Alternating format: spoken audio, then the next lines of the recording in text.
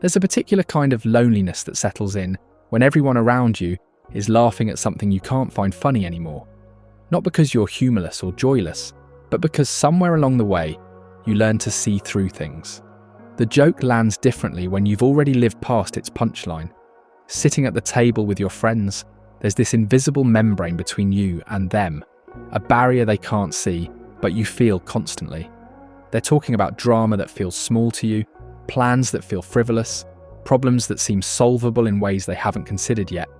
And you're nodding, smiling, participating, while inside there's this quiet awareness that you're not entirely here with them. You're somewhere else, somewhere older. It's not that you think you're better, that's not what this is.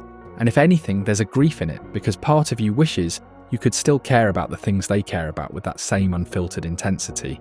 Part of you wishes you could be careless again, light again. But when you reach for that lightness, it feels like trying to fit into clothes you've outgrown. Technically possible, but uncomfortable, in ways that make you acutely aware of how much you've changed. People talk about feeling young at heart, about refusing to grow up, about staying forever youthful. But nobody really talks about the opposite. Nobody mentions what it feels like to be 25, with the emotional architecture of someone who's already seen 40 winters, to be the person who became the adult in the room long before you were supposed to. And that's when you learn to translate yourself. You learn which parts of your inner world are shareable and which parts would make people uncomfortable. Safan tamam. You learn to laugh a beat later than you want to.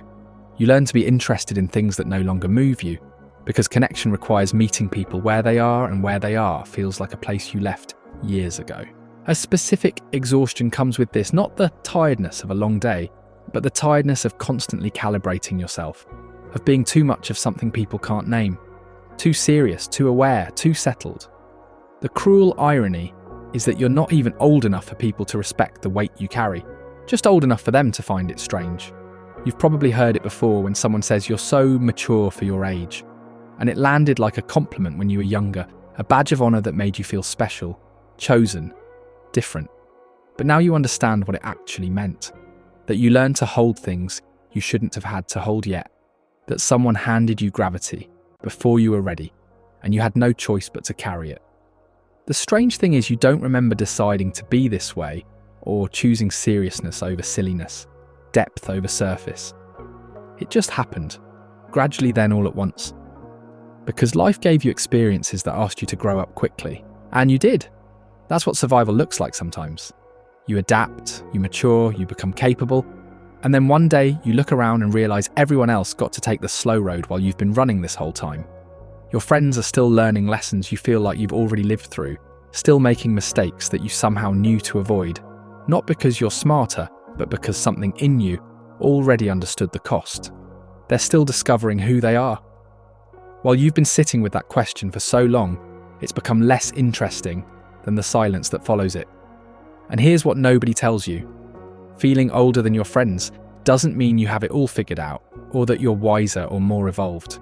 It just means your timeline is different, that you've been asked to metabolize things early, to integrate experiences that typically come later, to develop an interior life that's dense and complex while your exterior life hasn't caught up yet. You exist in this strange in-between, too old for the spaces you're supposed to occupy, and too young for the spaces where you'd feel understood. The question that haunts you isn't what's wrong with me, but something quieter, more painful. Will I ever find people who feel like home? Because that's what you're really looking for. Not people who match your age, but people who match your depth. People who've also done the work of growing up when no one was watching. People who understand that silence isn't emptiness, that stillness isn't boredom, that wanting peace doesn't mean you've given up on joy. You're looking for people who won't make you feel like an old soul trapped in a young body, but rather someone whose timeline just moves differently.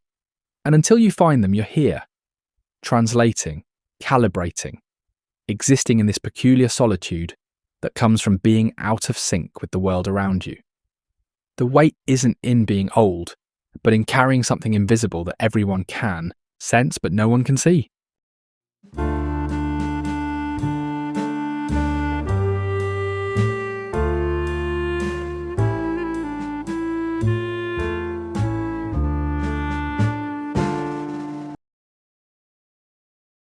If you could trace it back, you'd probably find a moment, or maybe not a moment but a season. A slow accumulation of things that asked you to be bigger than you were. Children aren't supposed to become their own parents, but some do. Quietly, without announcement, they just start holding things because no one else will.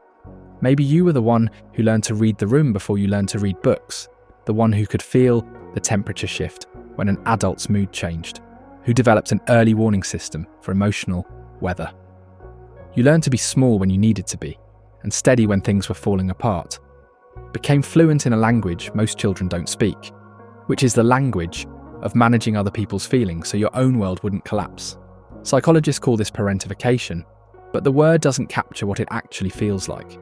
Doesn't capture the specific loneliness of being 8 years old and worrying about whether there's enough money for groceries, or being 12 and mediating your parents' arguments, or being 15 and raising your younger siblings because someone had to and you were the most capable option available. When you become the adult too early, something shifts in your neural architecture and your brain starts building different rooms. Threat detection takes priority over play, executive function develops before the ability to just be, and the prefrontal cortex gets called into service before it's fully formed. The brain responds because brains are remarkable that way. They adapt to what's asked of them. But adaptation has a cost, and while other children were learning how to be children, learning how to take risks and make messes and be irresponsible in the way that childhood should allow, you were learning how to be reliable, competent, the one people could count on, and that role became your identity before you even knew you were wearing it. Or maybe it wasn't parentification at all, but loss instead. When someone you loved disappeared from your life through death or divorce or distance, and the absence taught you something about impermanence that other people your age haven't learned yet. You understand in your bones that things end, that people leave, that nothing is promised, and once you know that you can't unknow it, because it changes how you hold everything. Grief ages you in ways that time alone never could, and gives you a different relationship with the present moment. You become someone who notices endings while they're still beginnings, someone who tastes goodbye and hello, and while your friends are building futures with the kind of optimism that comes from never having had the floor fall out from under you, you're building differently, more carefully, more tentatively, with the awareness that what you build might not last. Or maybe what aged you was simply seeing too much too soon. Witnessing things children aren't supposed to witness, like violence or addiction or instability or poverty, the adult world in all its unfiltered complexity. Exposure accelerates development in a way that strips away the protective illusions that let childhood feel safe. And you learn that the world is more complicated than good guys and bad guys, that people can love you and hurt you at the same time. That safety is conditional and security is fragile, and you have to be vigilant, because no one else is going to protect you the way you need to be protected. And that's when you develop what researchers call adultification, which is the process of being perceived and treated as more mature than you chronologically are. But it's not just perception, because it's reality.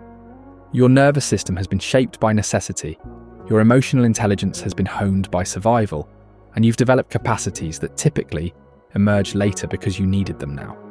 There's also the quiet influence of culture and context to consider, because if you grew up in a community where childhood ends early, where economic necessity means working young, or family structure means caretaking young, or cultural expectations mean emotional restraint young, then your aging wasn't pathological. It was contextual, what your environment required, but it still sets you apart when you move into spaces where others had the luxury of extended adolescence. What's fascinating and painful is how invisible all of this is to everyone around you. No one looking at you can see the architecture of your inner world or the reinforced walls you built to hold yourself together. Can't see how early you learned to self-soothe, to problem solve, to manage complexity. They just see someone who seems off for their age, too serious, too reserved, too something. And you've probably internalized that perception by now, probably wondered if something is wrong with you, if you missed some lesson in how to be young, if everyone else got a manual you didn't receive. But here's what's true: nothing is wrong with you. And your development wasn't deficient, it was different, responsive to what you actually lived rather than what you were supposed to live. The brain is designed to adapt. And when a child experiences chronic stress or unpredictability or responsibility beyond their years, the brain reorganizes itself. The amygdala becomes more sensitive, The hippocampus gets affected, and the neural pathways that would normally be devoted to exploration and play get redirected toward vigilance and management. This isn't damage exactly, but adaptation. And yet it's an adaptation that comes with consequences, because while you were developing advanced emotional regulation and cognitive sophistication, you were also potentially bypassing stages where you learn to trust others, to hold things for you, where you learn that you can fall apart and someone will help put you back together, where you learn that being young means you're allowed to not have all the answers. So here you are now, carrying the psychological profile of someone older, living in a body and a life stage that doesn't match. And the mismatch isn't a flaw in you. It's evidence of what you've survived, proof that you did what you had to do with what you had, that you grew up because growing up was the only option. But understanding where it comes from doesn't always make it easier to live with.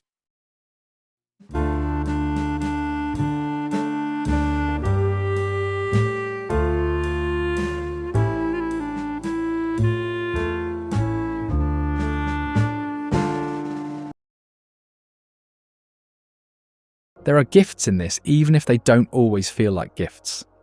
And you've developed an emotional literacy that most people spend decades trying to cultivate. You can read between lines that others don't even notice are there, can sit with discomfort without needing to fix it immediately, can hold complexity without collapsing into black and white thinking. And these aren't small things. These are the capacities that make you safe to be around, trustworthy, deep. When people come to you with their problems, they're coming to someone who won't flinch, someone who's already been to the darker rooms of human experience and learned how to breathe there. You don't offer empty reassurance or toxic positivity, but something rarer, which is the ability to witness pain without trying to erase it. And people feel that they feel held by you in ways they can't quite articulate. You're also probably more resilient than you give yourself credit for. Not resilient in the bouncy motivational poster way, but in the quiet way of someone who's learned that you can break and still continue, that you can lose and still find, that endings aren't always catastrophes, but sometimes just transitions. And this is wisdom, hard-earned and bone-deep. But wisdom has a cost, and the cost is that you've lost access to certain kinds of lightness, the ability to be reckless in the way that youth should allow, the ability to make decisions without calculating every possible consequence, the ability to trust that someone else will catch you if you fall, so you don't have to be so careful all the time. Your friends can still do this because they can still be impulsive, messy, gloriously irresponsible in ways that you can't access anymore. They can still believe that everything will work out because it always has, can still afford the luxury of not thinking too hard or worrying too much or preparing for every contingency, and watching them live that way is its own particular ache. You remember dimly what it felt like to move through the world without all this weight. There's also the loneliness to contend with, the specific isolation of being the person everyone relies on, but who has nowhere to lean. You've become so good at holding space for others that you've forgotten how to ask for space yourself.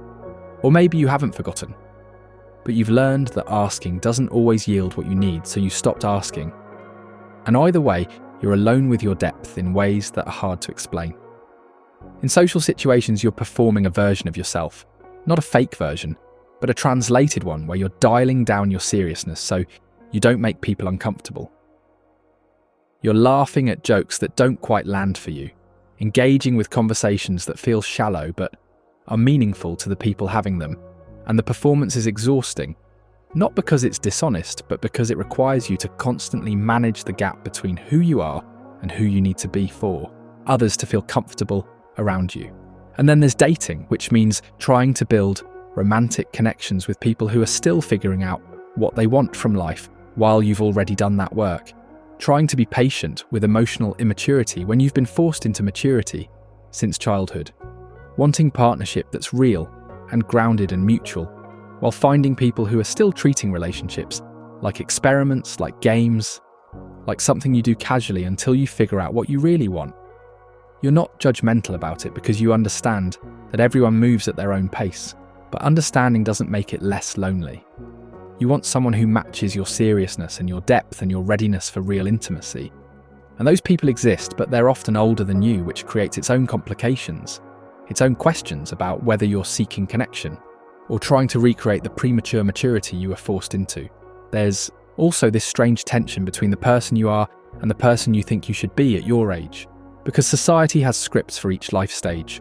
20-somethings are supposed to be wild and searching and uncertain. 30-somethings are supposed to be settling and establishing and building. But you're living out of order because you've already settled internally while your external life is still in flux. And that mismatch creates cognitive dissonance, a feeling of not belonging anywhere. Sometimes you look at people your age and feel envious. Not of their lives exactly, but of their ability to still be discovering themselves, their ability to make mistakes without self-recrimination, their ability to not have it together and be fine with that. You feel old and tired, like you've been responsible for so long that you've forgotten what it feels like to just exist without purpose, without function, without the weight of being the capable one. But here's the paradox: you also wouldn't trade it, because as much as this early maturity has cost you, it's also made you who you are.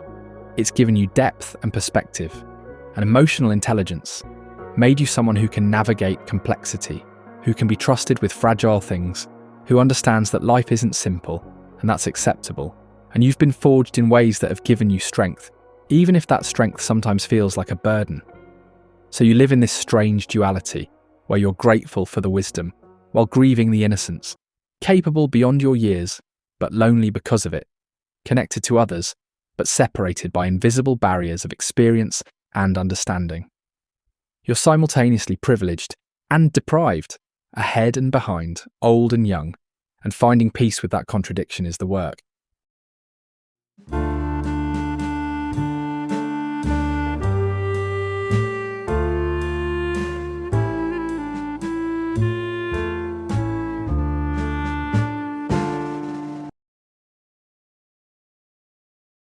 Maybe the first step is letting go of the idea that there's something wrong with your timeline, that you're supposed to be somewhere else, or feeling some other way, or living at some other pace.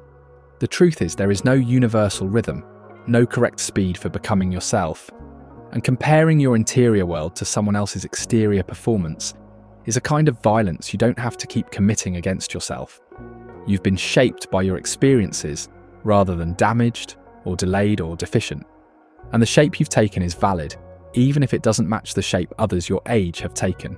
There's no prize for fitting in, and no reward for matching developmental milestones that were never designed with your particular life in mind. What if instead of trying to reverse engineer yourself back into youthfulness, you honoured where you actually are? What if you stopped apologising for your depth and started recognising it as the gift it is, not to others because you've already been giving that gift to others your whole life, but to yourself? Your capacity to sit with complexity, to hold nuance, to navigate emotional terrain that would overwhelm others. These aren't burdens, but skills, hard-won and painfully earned. And here's something that might feel different to consider. You don't have to keep performing for people who don't match your frequency. You don't have to keep translating yourself down or showing up to spaces that require you to be less than you are just to make others comfortable. Because that's not connection, that's contortion. And you've been contorting for long enough. Real connection happens when you stop editing yourself and start seeking people who can meet you where you actually are. And those people exist, even if they're not always where you've been looking.